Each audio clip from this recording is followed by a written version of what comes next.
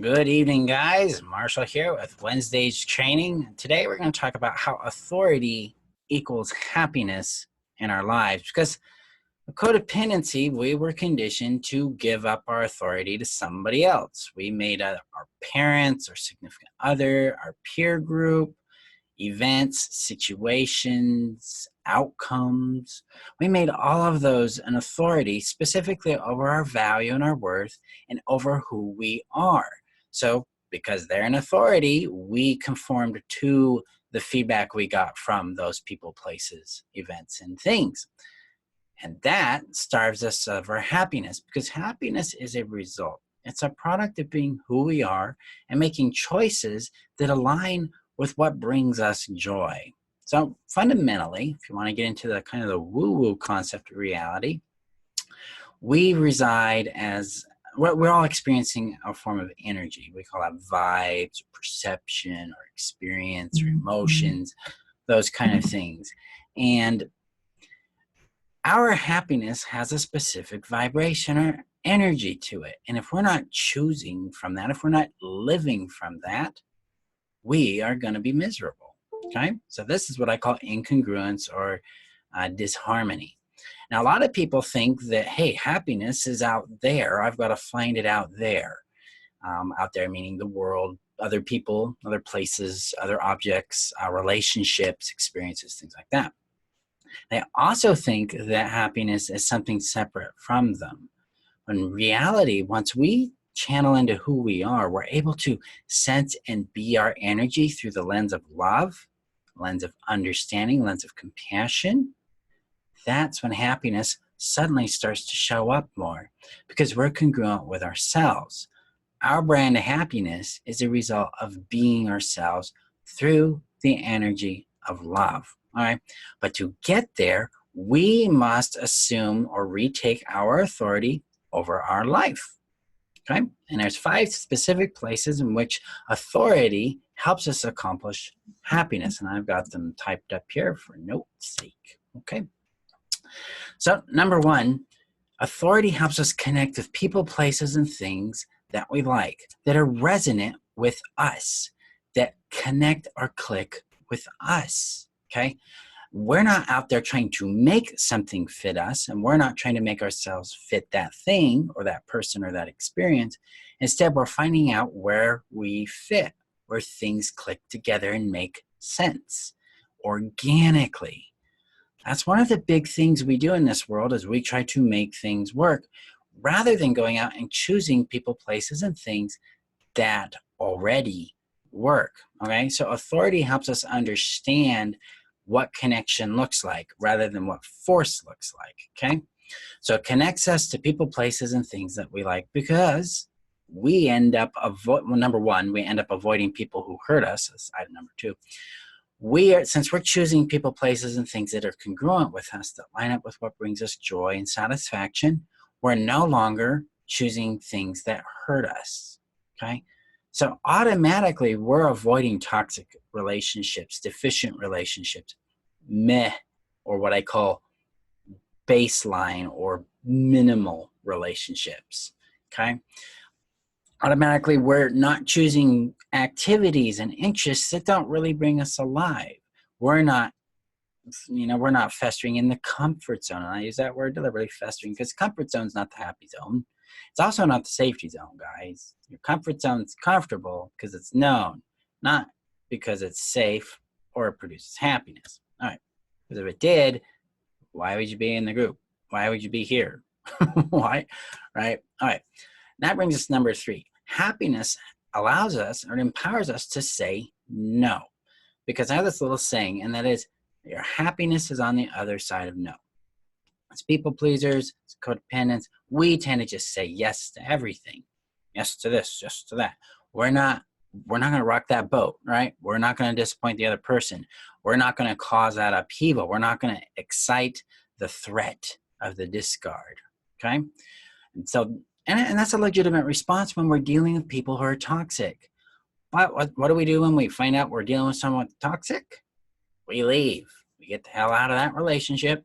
We move on with our lives and build connection with people who love, like, and enjoy us for who we are, not just what we do. Right? That allows us to say no. Happiness, no equals happiness for us. And we say no to things we don't want, things that don't work for us, things that don't fit. That makes space for us to say yes to the things, to the people, to the events, to the experiences that do. Okay? So that's how authority helps us in that aspect. And authority helps us know what we want. And that's because we get to choose. We get to make mistakes. We get to change our mind. We get to be different than other people's expectations. We get the chance. You're welcome, Hiru. Hang in there.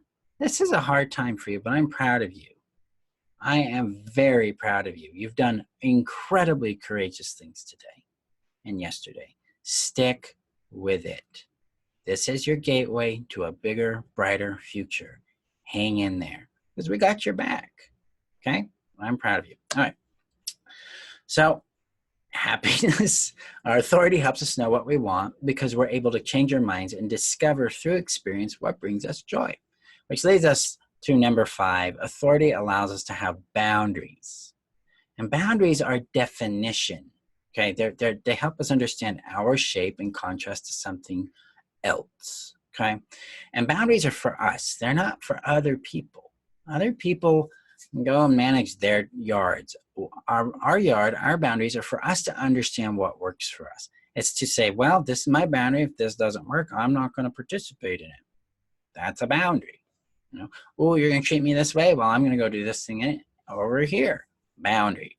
Boundaries are for us, not for other people. And that's why they feed our happiness. Because when you know what your happiness is, you know what works for you, then you just choose it. And the boundary helps you choose it. It's like, yeah, this kind of person has these things going on. It doesn't really work for me. This job doesn't really, fit what I'm looking for anymore. Boundary. Time to make a change. This is what authority, being our own personal authority, allows us to accomplish so that happiness becomes a natural component in our life. So if you're wondering why you're not happy, go check and see where you've been putting your authority. Whose approval are you seeking? Who are you blaming or what are you blaming for things in your life? Where are you playing the victim? It's an important place because that's where we put our power, and where we put our power is where we seek authority from, okay? And then look at what your choices and your actions are doing. Am I making a choice A and I'm choosing, or I'm taking action D? If they don't correlate, if my actions don't support my choices, then I'm defeating myself. That's a self-sabotage component. We do that a lot, guys. We say we want healing. We're committed to it. We want to get out of the pain, but there's not enough time. It's too much, things like that. We talk ourselves out of our own happiness all the time.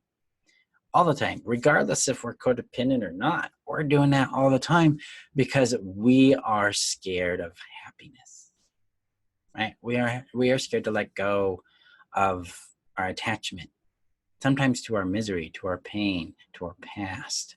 And happiness requires us to let go. It requires us to receive. It requires us to be vulnerable. So that's a very, very important component there. Yes. Yeah. Thank you, Melissa. Yeah, boundaries are for us, not for them. Go and do their thing. So guys, these are the 5 things in which authority helps us accomplish happiness. So I'll go through it one last time. It's got a cute little review here. Connects us to other people, places, and things that we like because we're able to choose them. It automatically leads us to avoiding or not being involved in things that hurt us. Helps us say no. So we're able to say yes to things that really matter to us.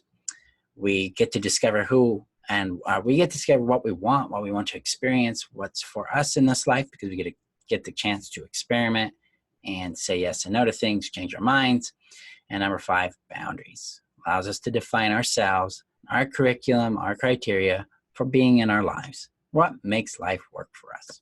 So if you're finding yourself struggling with that, then you've got those 5 things taken on. Now, if you're ready to take back your authority, then it's time to join Codependence to Confidence. It's time to take a structured healing path that I guide you through that takes you back to changing yourself from shame to love. Because one of the big things we deal with in narcissistic trauma abuse, or what I also call the discard trauma, is that we have put shame where love belongs when we think about ourselves. So I reference ourselves with shame.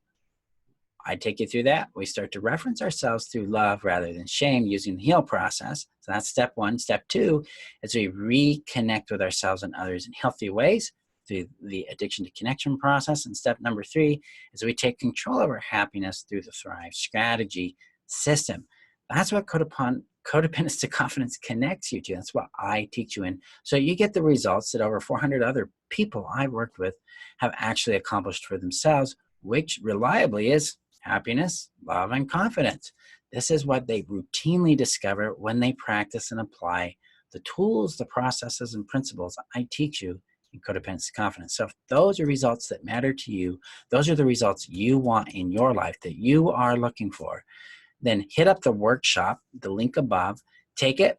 You'll learn what the true cause of codependency is, and then you'll be given an invitation to join Codependency to Confidence.